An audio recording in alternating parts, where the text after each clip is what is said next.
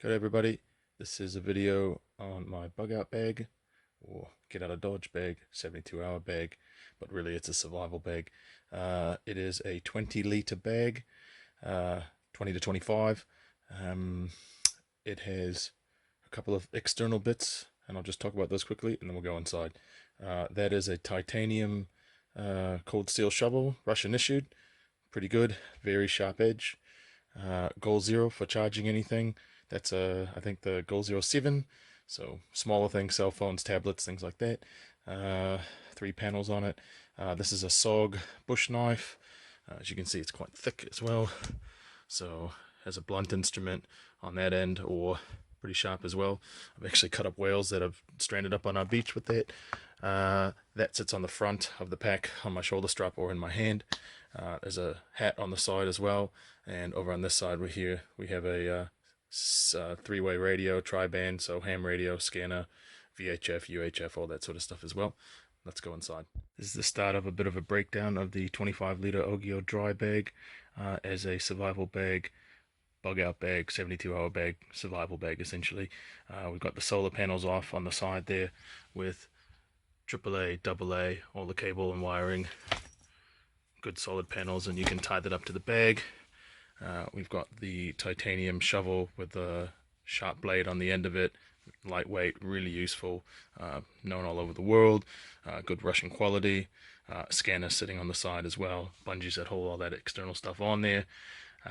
We'll go just to the bag itself. It's seam sealed around the seams, so extra seam sealing that you can see, that's what that is, just to make sure that it doesn't blow out and then it lasts a long time. The other side of the bag is nice and comfortable, got an airflow system as well, makes it really easy on the shoulders and hips as well. It's at 12 kgs all up, and very comfortable if you need to move far distances or go hiking for quite a long period of time. The blade as well, which is over on the side there, nice thick blade as well. As you can see, this will be useful for quite a lot of different scenarios. It's probably about 2 mils thick, well weighted, nice comfortable rubberized grip, bit of a hard edge on the back if you need to hit things. I've used this for cutting up even whalebone that's come up onto our beach. That's something that we actually do at home when the whales come up, just to provide all the resources that are in that whale. We're sanctioned to do that, mandated to do that. Anyhow, the bag's nice and comfortable, and what we'll start doing now is breaking it apart. In the front pocket, there's one front pocket for easy access. You've got things like a heavy-duty torch, a multi-tool, quick spanner. That's all that's in there at the moment, just because you don't want to be digging around in there too hard. If you had some snacks or something like that, you could put a muesli bar, something like that in there. They're actually inside the rucksack, but we'll go inside the rucksack now. So this is everything that's in my 12 kg 25 litre bug out bag, survival bag, mostly unpacked.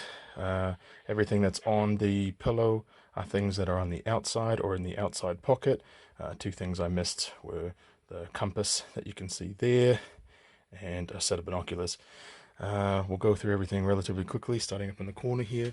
Lots of different types of cordage for obvious reasons, different lengths you can use for fishing, tying things up in the bush, whatever you need, including a paracord belt going down to the side there. This is a bivy bag from the Soul company, which are safe to survive outdoor longer. Very, very good bags, nice and small. There's a beanie there, set of gloves.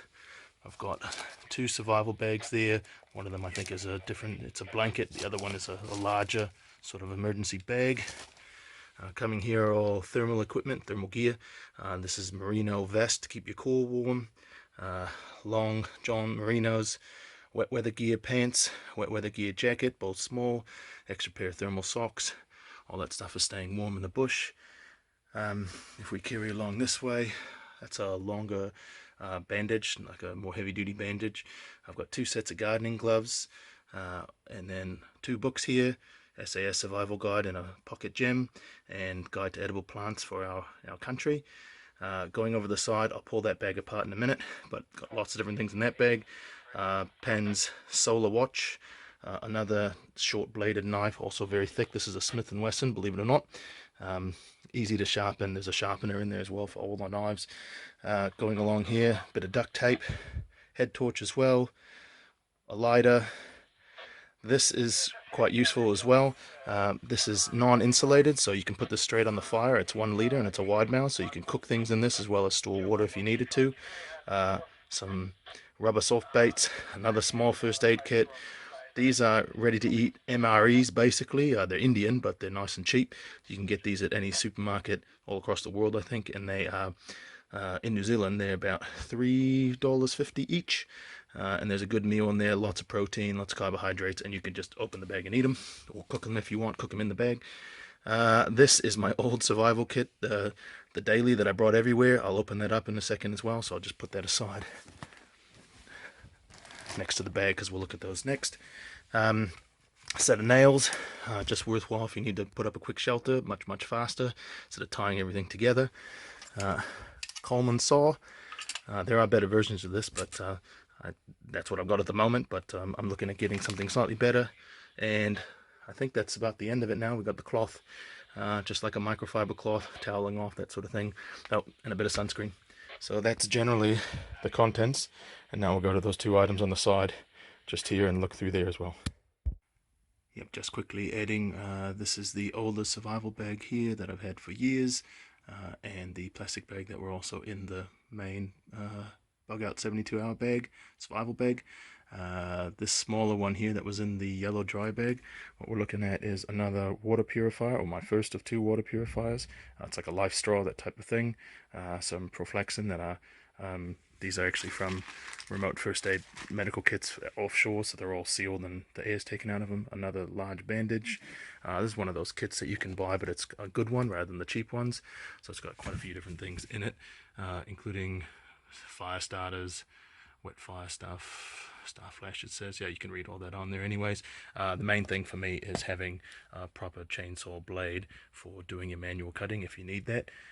I also have the bladed saw as well, that's smaller, so that's in that kit as well. There's a couple of rubbish bags underneath that, and in this kit inside here there's a whole lot of stuff, and I'll just leave that list there. Lots of first aid type of things, electrolytes, more ciprofloxacin, general antibiotics, bandages, that type of things, candles, more fire starters, zip ties. Zip ties are really important. Another emergency blanket, plenty of plasters, more moleskin. You'll see I've got other moleskin as well, and so on and so forth. Saline solution, scalpel blade, syringes, alcohol wipes. You get the idea. So that is that small first aid kit that's in the dry bag. And then if we come over here to that other bag that was sitting on the side there, these are all the things that are inside that. These items here I'll probably move to the front outside of the bag because they're easy to have quickly. A little bit of bug spray, a good size all metal switch-bladed Gerber knife, just a one-handed knife like that you can clip in. Also, this is a mosquito, like a mozzie mask you can wear over your head. More moleskin, so those items I'll probably put in the front so they're easy access. More tape, one of these tape rolls, that one, or the duct tape. Probably the duct tape will sit on the outside of the bag because it's waterproof. Knife sharpener, pretty important to have if you've got a lot of knives and blades. Another gauze wrap, some Lucas-Silk tape, headache, migraine, that type of thing. It's actually acetaminophen, another small little kit with plasters and things like that. Gotta have fresh brush out there, but also you can use mouthwash for other different things as well. Tea tree oil for a disinfectant. So this stuff is the Sawyer, which is one of these. Highly recommended. They're nice and small. You see in the palm of your hand, and they'll filter out 99.9% of harmful bacteria in waters, with straws, bag, and all that sort of stuff that you can use to do it.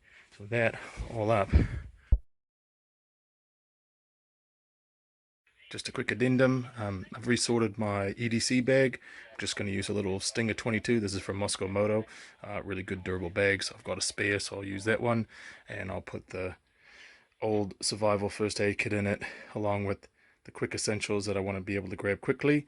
They'll go in the outside pocket there, and a bit of a water bladder, and that'll all fit in. And then hopefully I can put that, the idea is put that in the top of, or leave space in the top of my bug out bag, but carry this one with me regularly. that's the plan anyways. We'll see how it goes. Second addendum, I've managed to turn the Stinger 22-liter bag from Moscow Moto into an everyday carry bag. Got most of the quick items and I can use that regularly. That will fit inside of my 72-hour bug out bag.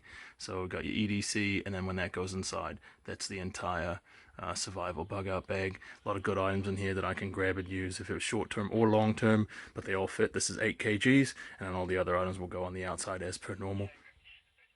And that is essentially it. Added two other things because I'd be having those with me anyways: tarpaulin and my hunting rifle, which is a 22 Gamo Swarm Maxim. Yeah, put those things together. That's a lightweight rifle as well, so easy to carry. Tarp will be a shelter, and you're pretty much sorted for most of the things you need.